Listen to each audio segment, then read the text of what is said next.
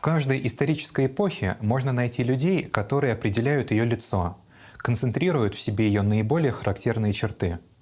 Для периода первых месяцев после Октябрьской революции и военного коммунизма таким лицом эпохи является, на мой взгляд, Михаил Залманович Лурье, более известный как Юрий Ларин. Поскольку первые месяцы после октября и военный коммунизм — это две большие разницы, то сегодня будет рассказ о Ларине в 1918 году.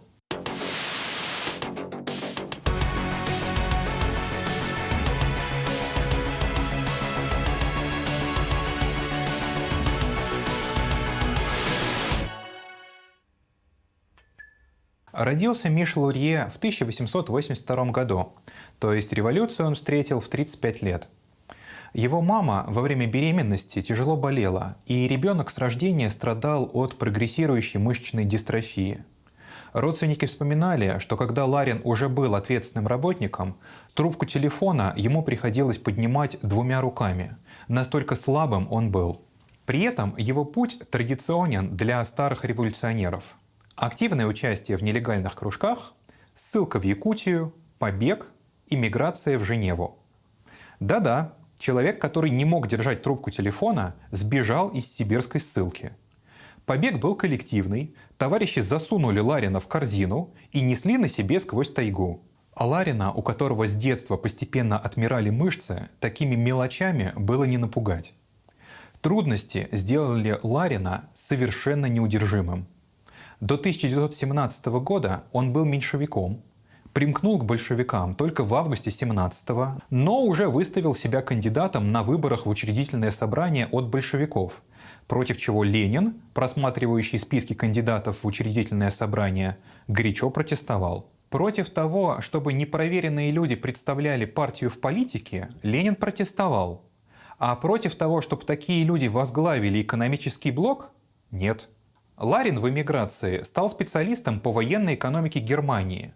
Писал, как капитализм создает в военных условиях такие формы управления хозяйством, которые могут быть использованы пролетариатом, когда он возьмет власть. На эти статьи обратил внимание Ленин.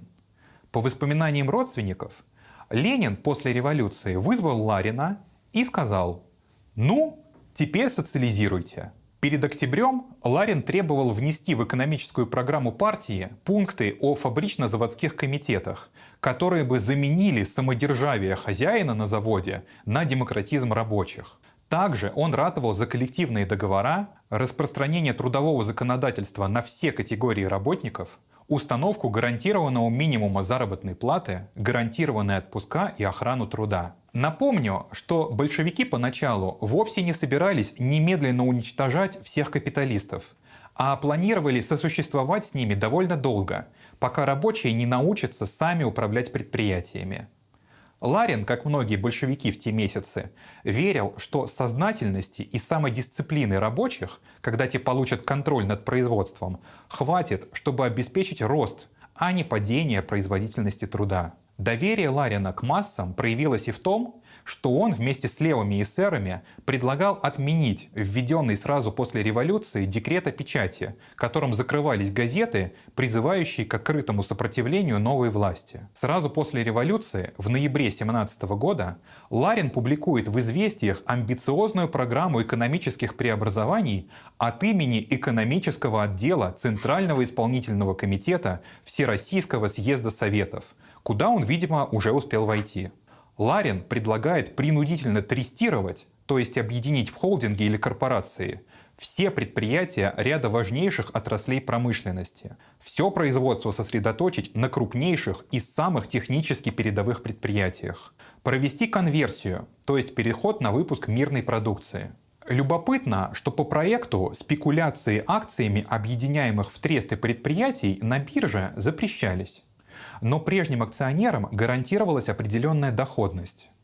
Пока не разразилась гражданская, национализация предполагалась с компенсацией прежним владельцам. Местным властям Ларин предлагает синдицировать, либо муниципализировать торговлю, то есть объединить ритейл в торговые сети и по возможности подчинить эти торговые сети самоуправлению трудящихся. То же самое он предлагает сделать с крестьянами. Местные земства, по его задумке, должны были объединить всех крестьян в производственные кооперативы, которые бы сбывали продукцию государству и организованно закупали для своих членов сельскохозяйственную технику и промтовары. Эта программа – общее место у большевиков в те месяцы. Схожие мысли звучат у Ленина в очередных задачах советской власти. Социализм мыслился как сеть производственно-потребительских обществ, обменивающихся своей продукцией.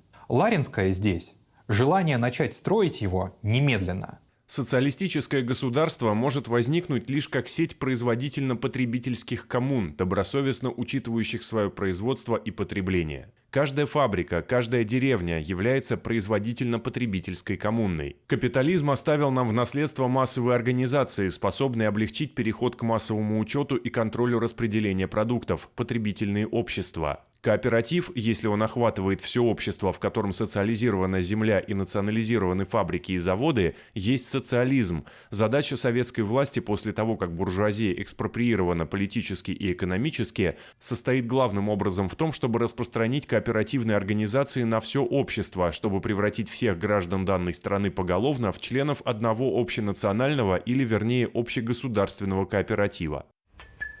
Уже 14 ноября 1917 года ЦИК принял подготовленный Лариным положение о рабочем контроле.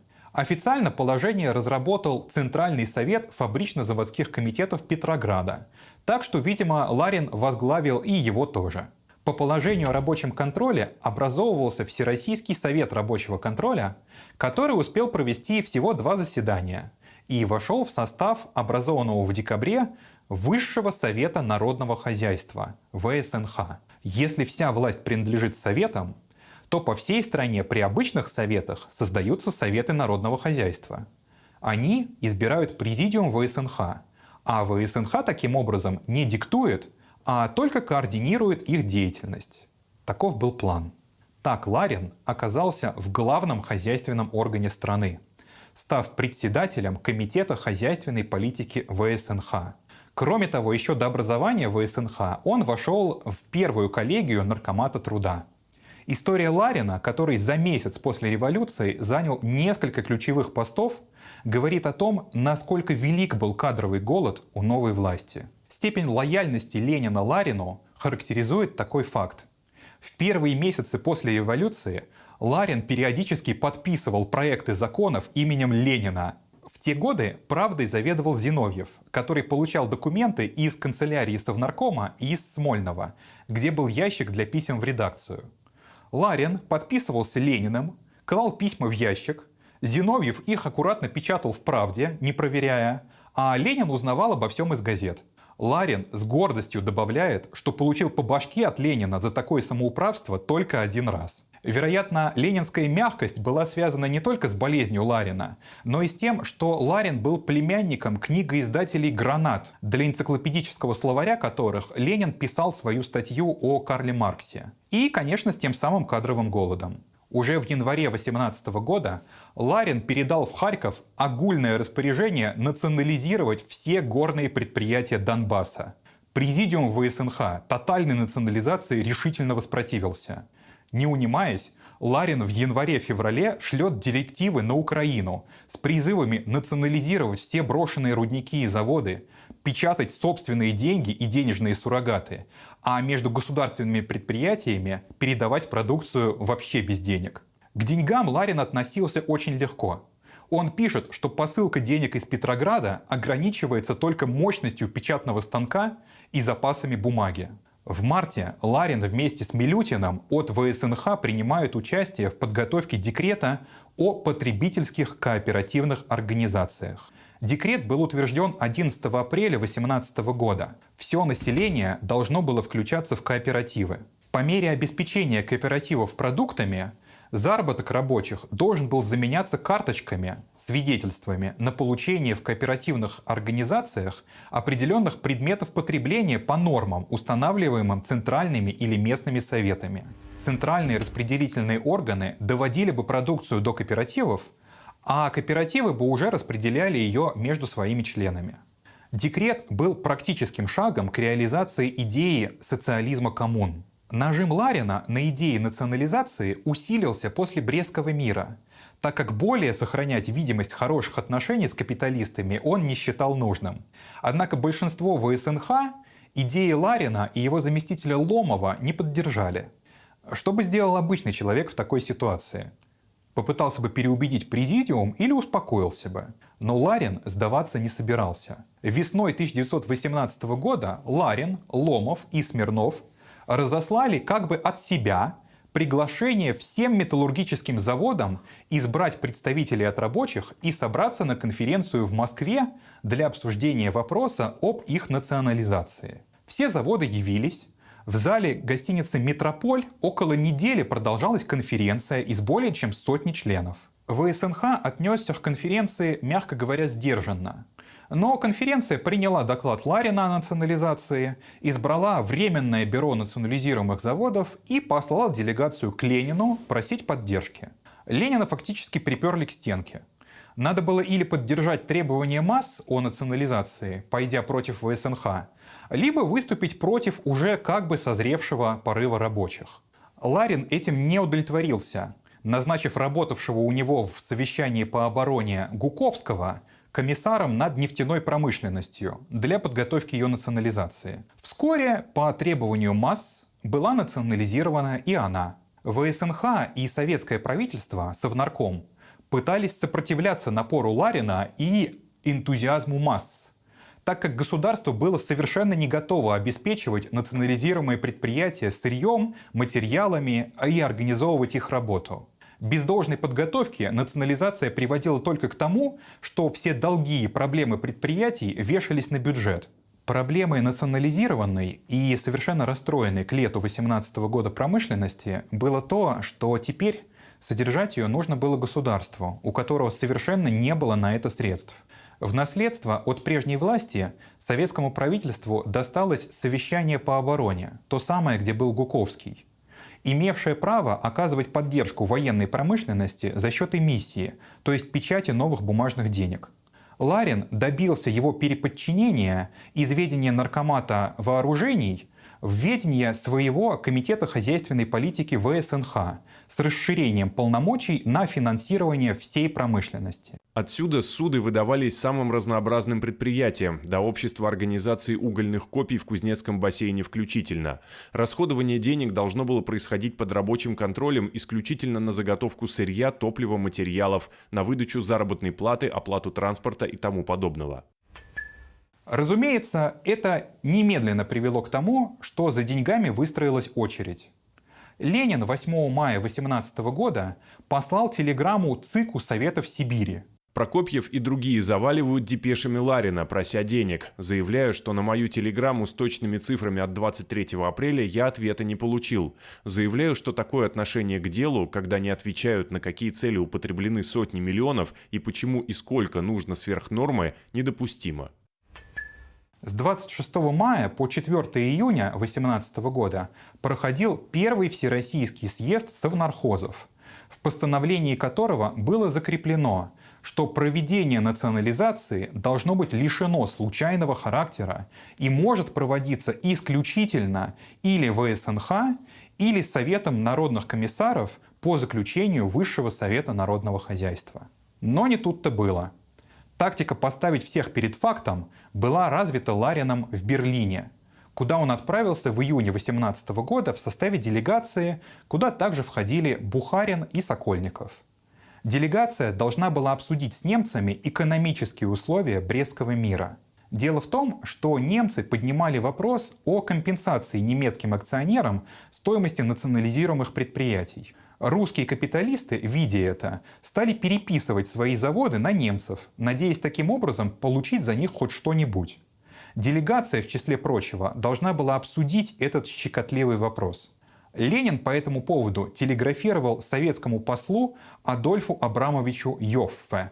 «Товарищ Йоффе, едут к вам Сокольников и Бухарин, окажись и Ларин. Бухарин лоялен, но взорвался в левоглупизм до чертиков. Сокольников свихнулся опять, Ларин мечущийся интеллигент, ляпало первосортный. Поэтому будьте архи начеку со всеми этими примилыми и припрекрасными делегатами». И Ларин не подвел. Приехав в июне 1918 года в составе советской делегации в Берлин для переговоров об отношениях после Брестского мира, на первый же вопрос немецкого представителя о наших намерениях я указал, что произойдет национализация всех акционерных промышленных предприятий. Это вызвало сразу конфликт внутри русской делегации, во-первых, и протест немцев, во-вторых.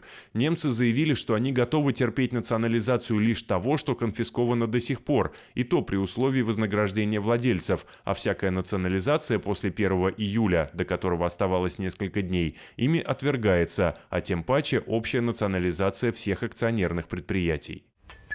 Йоффе в ярости послал Ленину телеграмму с просьбой дать ему полномочия отправить Ларина обратно в Москву, так как работать с ним невозможно. Но дело было сделано. ВСНХ был вынужден в авральном режиме за несколько дней подготовить декрет об общей национализации промышленности с тем, чтобы национализировать все, что можно, до 1 июля 1918 года. Разумеется, советские историки старались не упоминать, что тотальная национализация всей крупной промышленности была проведена по желанию всего одного человека, который использовал немцев как таран против недостаточно революционного, по его мнению, Совета народных комиссаров.